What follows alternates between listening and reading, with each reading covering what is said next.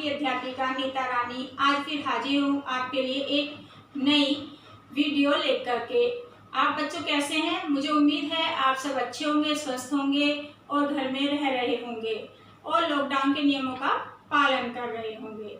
बच्चों लगातार पढ़ते रहिए, याद करते रहिए, क्योंकि अभी कुछ दिन बाद आपका टेस्ट भी होगा, मैं आपको बता चुकी हूँ। तो आइए आज मैं आपको रस शुरू कराती हूँ।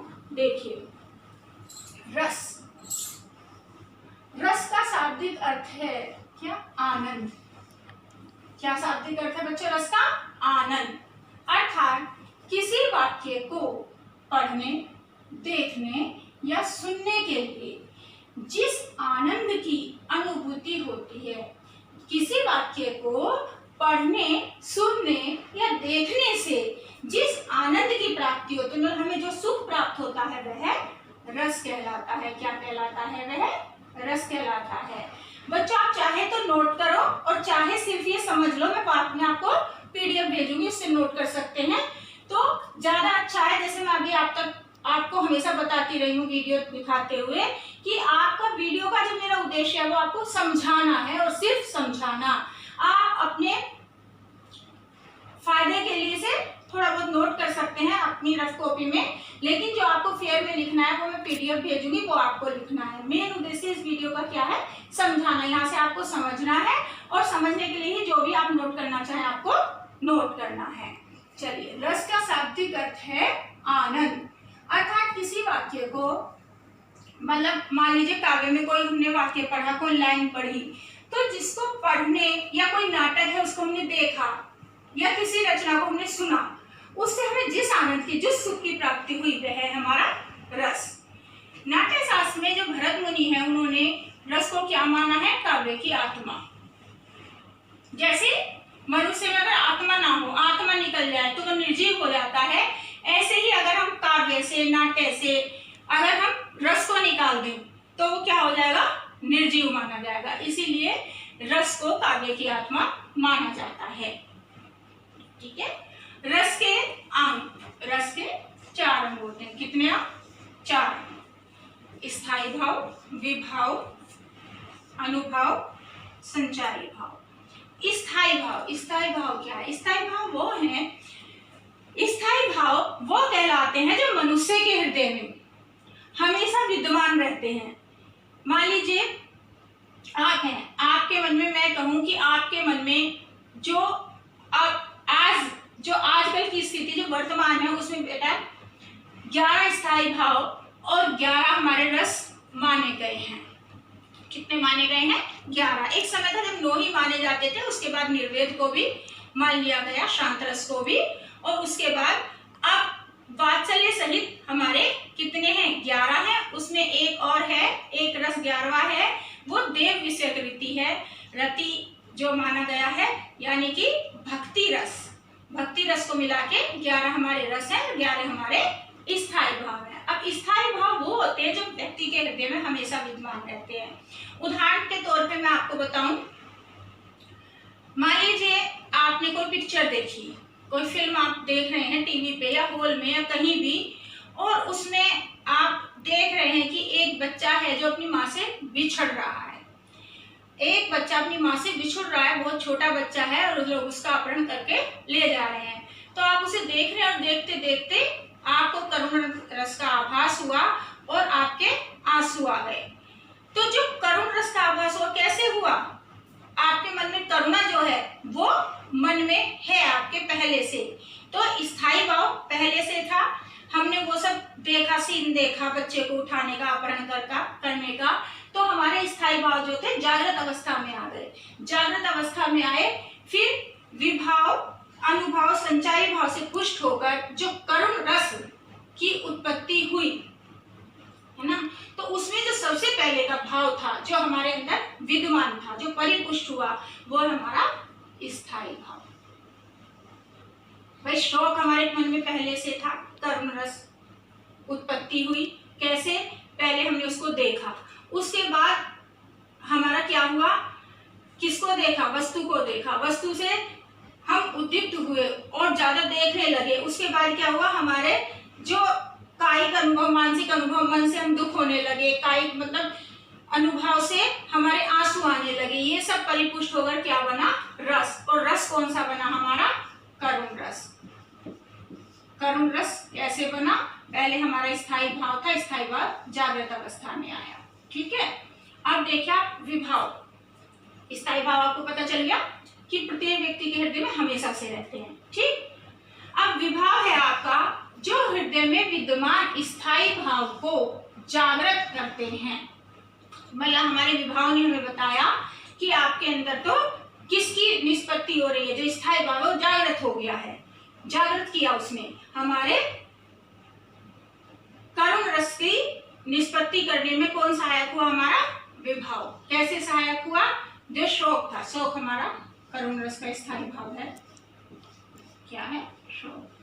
तो शोक स्थायी भाव जब जागृत अवस्था में आया, तो जागृत अवस्था में कैसे आया? हृदय में विद्यमान विभाव ने, जो विभाव था उसने हृदय में विद्यमान स्थायी भाव को जागृत अवस्था में किया। अभी विभाव भी कितने प्रकार के? 2 प्रकार के, आलंबन विभाव और उद्दीपन विभाव। आलंबन विभाव कौन सा होता है? आलंबन विभाव वो होता है जिस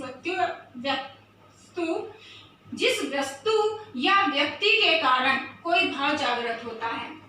हमने वो बच्चा देखा और उस बच्चे को देखने से हमारे मन में जो शोक नाम का स्थायी भाव था वो जागृत हुआ। तो उस व्यक्ति से, उस बच्चे के कारण जो भाव जागृत हुआ, तो ये हुआ हमारा आलंबन विभाव, वो बच्चा। ठीक, फिर हुआ उद्दीपन विभाव। उद्दीपन विभाव किसे कहते हैं? स्थायी भाव को तीव्र करने वाला। अब वो बच्चा हमने देखा, हमारा शोक जो स्थायी भाव था वो जागृत हुआ, और जागृत इतना हुआ कि और तीव्र होता चला गया उसको देखने से, वो हो गया हमारा उद्दीपन विभाव।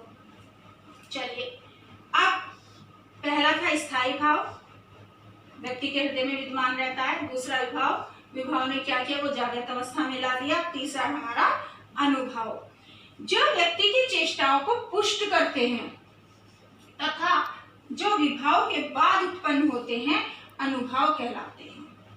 विभाव के बाद उत्पन्न होते व्यक्ति की चेष्टा को पुष्ट करते हैं और ज्यादा पुष्ट करते हैं। ये भी कितने प्रकार के होते हैं? 4 प्रकार के। पहला कायिक, दूसरा मानसिक, तीसरा आहारी और चौथा शारीरिक। पहला कायिक, शरीर की कृत्रिम चेष्टा को कायिक। हमने उस बच्चे को देखा, हमारे क्या हुआ? हम विचलित होने लगे उसको देखकर। मानसिक अनुभव हमारे मन में ये होने लगा इसका अपहरण हो रहा है, पता नहीं बच पाएगा नहीं बच पाएगा, अपनी माँ से मिल पाएगा नहीं मिल पाएगा, वो हमारा मानसिक अनुभव। और शरीर में जो हमारी चेष्टा की वो हो गया हमारा कायिक अनुभव। आहारी अनुभव, मन के भाव के अनुसार अलग अलग प्रकार की वेशभूषा। ये वहां यूज होता है, मान लीजिए आप हास्य रस देख रहे हो, आपने देखा होगा सर्कस में जोकर बन के आता है, तो वो हमें हंसाने के लिए वेशभूषा अलग प्रकार की पहनता है। तो उस वेशभूषा से जो होता है वो होता है हमारा कौन सा? आहारी अनुभव। फिर है हमारा सात्विक अनुभव। स्थायी भाव ही प्राण तक पहुंचकर सात्विक अनुभव का, जो हम मन से बिल्कुल कष्ट में हो जाए कि ये बच्चा अपहरण हो रहा है ना, हम करुण रस तक पहुंच जाए, बिल्कुल हम सात्विक महसूस करने लगे, मन में बहुत दुखी होने लगे, तो उसे हम कहेंगे सात्विक अनुभव। फिर चौथा हमारा संचारी भाव। पहला था स्थायी भाव जो व्यक्ति के हृदय में विद्यमान होता है। दूसरा विभाव जो स्थायी भाव को जागृत करता है। तीसरा अनुभव जो उसकी चेष्टाओं को पुष्ट करता है। फिर चौथा संचारी या व्यभिचारी भाव जो स्थायी भाव को अधिक पुष्ट कर रस के योग्य बनाता है। मतलब यहाँ जागृत में हो गया, ये विद्यमान था, इसको जागृत किया, जागृत को पुष्ट किया, और पुष्ट के बाद जो संचारी भाव आया इसने और अधिक पुष्ट कर दिया और अधिक उग्र उस भाव को बना दिया। तो उससे क्या है? करुण रस की जो निष्पत्ति होगी, और जिससे करुण रस की निष्पत्ति होगी जब चारों को मिलके, वो हमारा कहलाएगा करुण रस। किस किस के मिलने से? स्थायी भाव, विभाव, अनुभव और संचारी या व्यभिचारी भाव के मिलने से जो हमारी उत्पत्ति होती है वह हमारा रस कहलाता है। जैसे इसी तरह से मैंने अभी आपको समझाया कैसे निष्पत्ति हुई। पहले स्थायी भाव था हमारा व्यक्ति के हृदय में, विभाव जागृत कर दिया किसको? स्थायी भाव को। अनुभव ने उसे पुष्ट कर दिया चेष्टाओं के द्वारा, और संचारी भाव ने और अधिक पुष्ट कर दिया, रस के योग्य बना दिया उसको, और चारों ने मिला के क्या बनाया, स्थायी भाव को रस में बदल दिया। इस तरह से हमारे ये रस की परिभाषा क्या हो गई कि जब स्थायी भाव, विभाव, अनुभाव और संचारित भाव मिलकर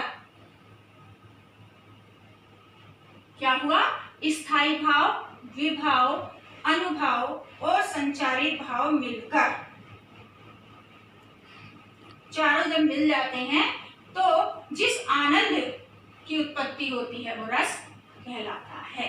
दोबारा से देखिए, स्थायी भाव, विभाव, अनुभाव और संचारित भाव मिलकर जिस रस की अनुभूति हो, जिस आनंद की अनुभूति होती है वो रस कहलाता है। क्या है रस की परिभाषा, संचारी भाव, विभाव, अनुभाव और अनुभाव, इन चारों के मिलने से जो आनंद की अनुभूति होती है वह रस कही जाती है।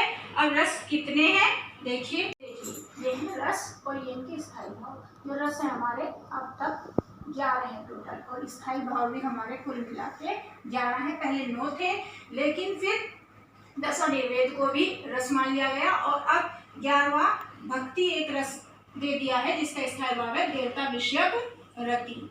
देखिए मैं आपको बताती हूँ, श्रृंगार रस जिसका स्थायी भाव है रति, हास्य रस जिसका स्थायी भाव है हास, करुण रस जिसका स्थायी भाव है शोक, वीर रस जिसका स्थायी भाव है उत्साह, विभत्स रस जिसका स्थायी भाव है जुगुप्सा या घृणा, भयानक रस जिसका स्थायी भाव है भय, रौद्र रस जिसका स्थायी भाव है क्रोध, अद्भुत रस जिसका स्थायी भाव है विस्मय, और वात्सल्य रस जिसका स्थायी भाव है वत्सलता, शांत रस जिसका स्थायी भाव है निर्वेद, और भक्ति रस देवता विषयक रति इसका स्थायी भाव है।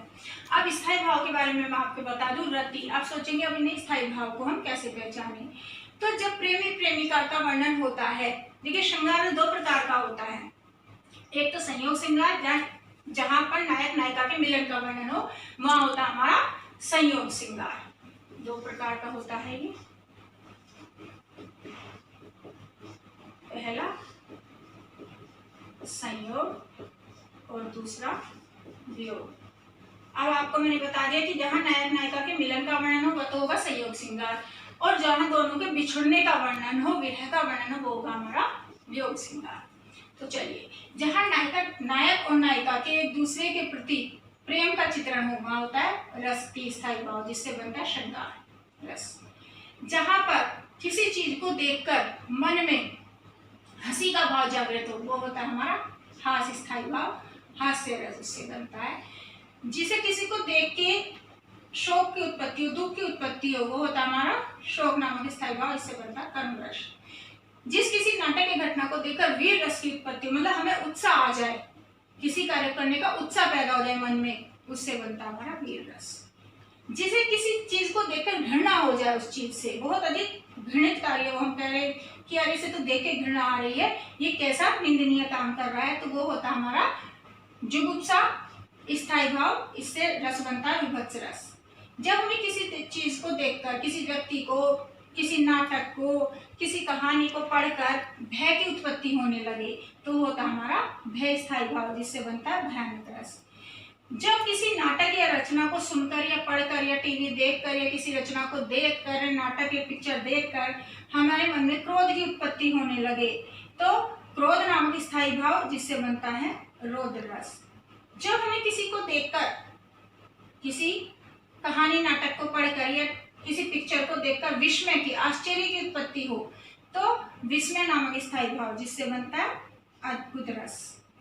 और जब कहीं आश्रम आदि का वर्णन हो, हमारे मन में शांति जिससे उत्पन्न हो तो निर्वेद नामक जो स्थायी भाव, जिससे बनता है शांत रस। वात्सल्य रस और भक्ति रस, इनको दोनों को स्वतंत्र रूप दे दिया गया है, स्वतंत्र किया गया है ना, क्योंकि वात्सल्य जब गोस्वामी तुलसीदास जी ने राम का वर्णन किया है, जब इसका निष्पत्ति हुई है, या सूरदास ने कृष्ण जी का वर्णन किया है, ऐसे ही देवता विषय जो व्रति का वर्णन हुआ है, देवताओं के आपसी मिलन का वर्णन हुआ है, तो उसमें भक्ति रस, इसलिए इन दोनों को स्वतंत्र रूप से छोड़ दिया गया है।